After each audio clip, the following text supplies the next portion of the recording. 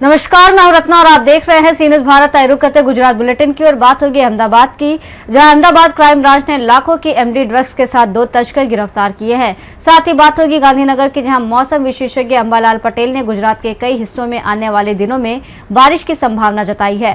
ऐसी तमाम खबरों पर विस्तार से चर्चा करेंगे। अहमदाबाद क्राइम ब्रांच ने दानिलमड़ा इलाके में कार्रवाई करते हुए 76 ग्राम से अधिक एमडी ड्रग्स के साथ 2 आरोपियों को गिरफ्तार किया है। पुलिस के अनुसार जब्त ड्रग्स की कीमत करीब 8 लाख रुपए है। टीम ने नारोल बीआरटीएस वर्कशॉप के पास मुश्ताक उर्फ एमएम सैयद और यासीन अराफात अंसारी को पकड़ा। आरोपियों के पास से करीब 2.86 लाख रुपए नकद भी बरामद किए गए हैं। वहीं पुलिस ने मामले में नफीस शेख नाम के एक अन्य वांछित आरोपी की तलाश शुरू कर दी है। एनडीपीएस एक्ट के तहत मामला दर्ज कर पुलिस ड्रग्स नेटवर्क से जुड़े अन्य लोगों की जानकारी जुटा रही है।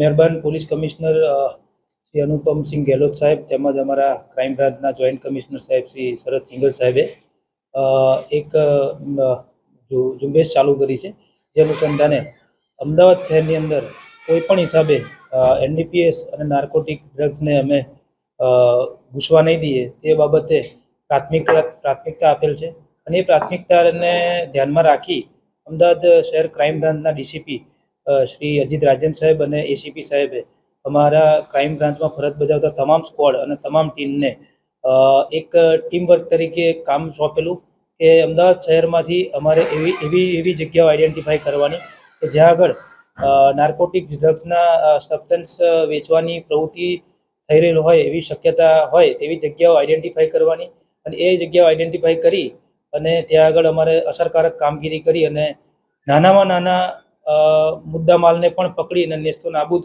કરી અને અમદાવાદ શહેરને ડ્રગ મુક્ત કરવાનું તે અભિયાન હાથ ધરવામાં આવ્યું છે।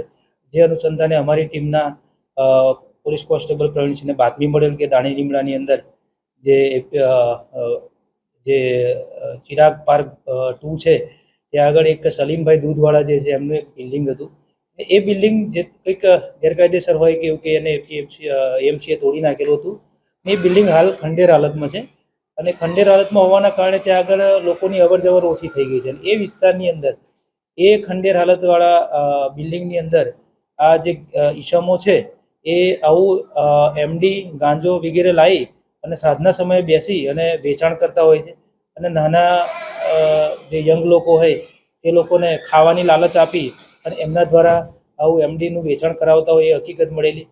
તેથી અમે આ ઉપરોક્ત જગ્યાએ જઈ અને રેડ કરેલી। રેડમાં અમને કુલ 76.030 ગ્રામ જેટલું એમડી મળી આવેલું, જે એમડીને કબજે કરી કાયદેસર કાર્યવાહી કરેલી અને એ કાયદેસર કાર્યવાહી દરમિયાન એ જે 2 આરોપીઓ અમે પકડેલા એ આરોપીઓનું જે નામ છે તે મુશ્તાક મહેબૂબભાઈ સૈયદ છે એક, અને બીજો જે છે એ ઇરાફત કરીને બીજો ઇરાફત અંસારી કરીને આરોપી છે। એ બંને આરોપીને અમે ગેરકાયદેસર એમડી સાથે પકડેલા છે અને આગળની તપાસ ચાલુ છે। આ બંને જણ જે છે એ બંને ઈસમો જે હાલ તપાસમાં ખુલ્યું છે, એક નફીસ કરીને વ્યક્તિ છે એ પણ ત્યાં એ જ વિસ્તારની આજુબાજુમાં ક્યાંક રહે છે અને એ માણસ અમને ડ્રગ પ્રોવાઈડ કરતો હતો અને એ પ્રોવાઈડ કરે અને આ લોકો જગ્યા પર જાય અને જગ્યા પરથી જે છૂટક વેચાણ કરવાનું હોય એ કામ આ લોકોને કરવાનું રહેતું હતું।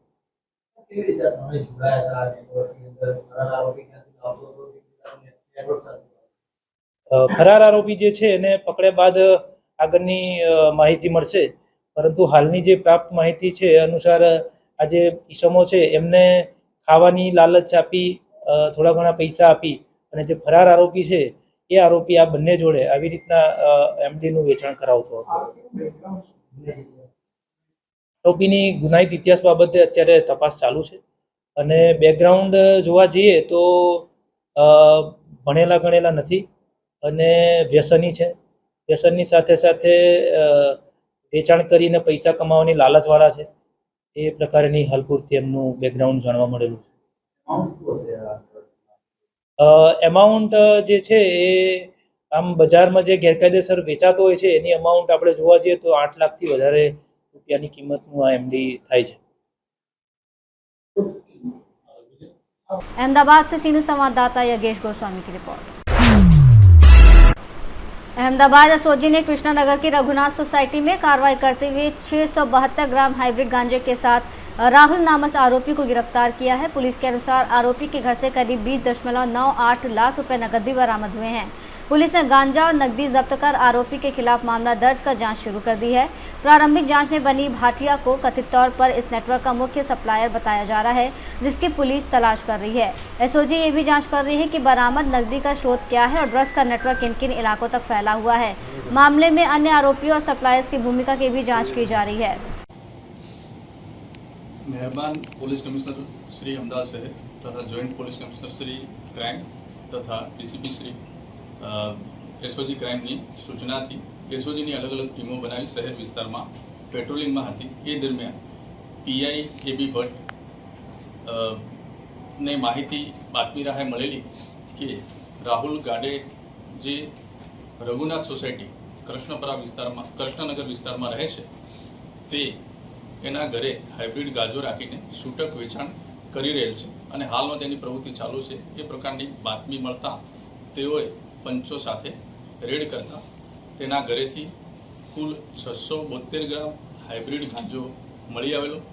આ ગાંજાની સાથે સાથે જીપર બેગ, 3 ડિજિટલ નાના કાંટાઓ અને મોબાઈલ, તેની સાથે કુલ 20,98,500ની રોકડ મળી આવેલ હતી। આરોપી રાહુલ ગાડે તથા બન્ની ભાટિયા વિરુદ્ધ ડીસીબી પોસ્ટેમાં એનડીપીએસ એક્ટ હેઠળ ગુનો નોંધવામાં આવેલ છે। આ બાબતેની તપાસ ચાલુ છે। રોકડ નાણાં આ ગાંજાના વેચાણના હતા કે કેમ તે બાબતે આરોપીની પૂછપરછ ચાલુ છે, તેમજ આ મુદ્દામાલ ક્યાંથી લાવ્યા હતા અને अन्य बीजा कोई व्यक्ति ने आपवानो हतो केम ए बाबते पण तपास चाली रही है। तो प्राथमिक तपासों के सामने आई कि क्यांथी लाव्या था એટલે કે आरोपी અત્યારે આ રાહુલ બન્ની ભાટિયાનું નામ આપી રહેલા છે, પરંતુ એ બાબતે હાલ તપાસ ચાલુ છે। સર કેટલા લોકો પકડાયા છે? અત્યારે એક જ આરોપી પકડાયા। સર કેટલા સમયથી રાહુલ ધંધો કરે છે? અગાઉ કોઈ તેના વિરુદ્ધ ગુનાહિત ઇતિહાસ ખરો? રાહુલ ગાડેનો કોઈ ગુનાહિત ઇતિહાસ છે નહીં, પરંતુ આઈસીજીએસ જે સોફ્ટવેર છે એમાં તપાસ કરી। એનું શું કહેવું છે? કેટલા સમયથી આ હાઇબ્રિડ ગાંજાના ધંધામાં સપ્લાયમાં જોડાયા અને બંને ક્યાંનો છે? મૂળ જે આરોપી તો અન્ય જે બંને પાટિયા એ ક્યાંનો છે? એ અમદાવાદનો જ છે અને છેલ્લા મહિનાથી આ પ્રવૃત્તિ કરી રહેલા એવું હાલ પ્રાથમિક ધ્યાન પર આવેલું છે। આરોપી સાહેબ એજ્યુકેશનલ બેકગ્રાઉન્ડ શું છે? કેટલો ભણેલો છે અને બીજું કોઈ કામ કરે છે કે આ જ કામ કરે? બીજી તો કોઈ પ્રવૃત્તિ કરતા નથી હાલ એવું છે, પણ છતાં હજી તપાસ કરીશું। अहमदाबाद से सीनियर संवाददाता योगेश गोस्वामी की रिपोर्ट। गांधीनगर में मौसम विशेषज्ञ अंबालाल पटेल ने गुजरात के कई हिस्सों में 17 से 19 अगस्त के बीच बारिश की संभावना जताई है। उनके अनुसार उत्तर गुजरात, मध्य गुजरात, दक्षिण गुजरात और सौराष्ट्र के कुछ इलाकों में बारिश की फुहारें पड़ सकती हैं। अगले कुछ दिनों तक राज्य में बारिश का माहौल बने रहने का अनुमान है। वहीं मौसम विभाग ने भी गुजरात समेत कई राज्यों में भारी बारिश और तेज हवाओं को लेकर चेतावनी जारी की है। ऐसे में लोगों को मौसम में बदलाव को देखते हुए सतर्क रहने की सलाह दी गई है। आज मघा नक्षत्र में सूर्य का प्रवेश हुआ है। मघा नक्षत्र का जल कृषि के लिए बहुत उपयोगी साबित हुआ है। सोना जैसा हुआ है। वो जो मघा नक्षत्र का पानी कृषि भागों के ग्रोथ में बहुत अच्छा गिने जाते हैं। और देखिए तो मघा नक्षत्र में तारीख 23 से 30 तारीख तक बारिश गुजरात और सौराष्ट्र तेमज कच्छ का कई भागों में बारिश होने की शक्यता होती है। बंगाल के उपसागर में मासकांत में एक मजबूत सिस्टम बनेगी, जिसकी वजह से मध्य प्रदेश के भागों में भारी से अति भारी बरसात की संभावना है, जिसके वजह से नर्मदा का जल स्तर में बढ़ोतरी होने की वजह है और सरदार सरोवर डैम में भी बढ़ोतरी होने की संभावना है। आ उपरांत दक्षिण गुजरात में भी भारी वर्षा की झापट की शक्यता है और वहाँ पर भारी बरसात होने की संभावना है। सौराष्ट्र का भिन्न भागों में भी भारी वर्षा होने की शक्यता है, संभावना। कोई कोई भाग में कम बारिश हो सके। सौराष्ट्र के जूनागढ़ में भागों में, सूरत के भागों में, अमरेली के भागों में भी बरसात की संभावना है। आ उपरांत सौराष्ट्र के अन्य भागों में, राजकोट के भागों में भी बरसात की संभावना है। पश्चिम सौराष्ट्र में कम बरसात की संभावना है, लेकिन बरसात की संभावना है। सौराष्ट्र में भी इस पानी, मघा नक्षत्र का पानी का जल अच्छा माने जाते हैं, लेकिन तारीख 31 में 31 अगस्त में सूर्य का प्रवेश पूर्वा फाल्गुन नक्षत्र में होने की संभावना है, जिसका पानी बरसात के लिए अच्छा नहीं माने जाते हैं। जी। गुजरात गांधीनगर से सीनियर संवाददाता अमित पटेल की रिपोर्ट। बुलेटिन में फिलहाल इतना ही। देश और दुनिया की तमाम बड़ी खबरों के लिए देखते रहिए सी न्यूज़ भारत।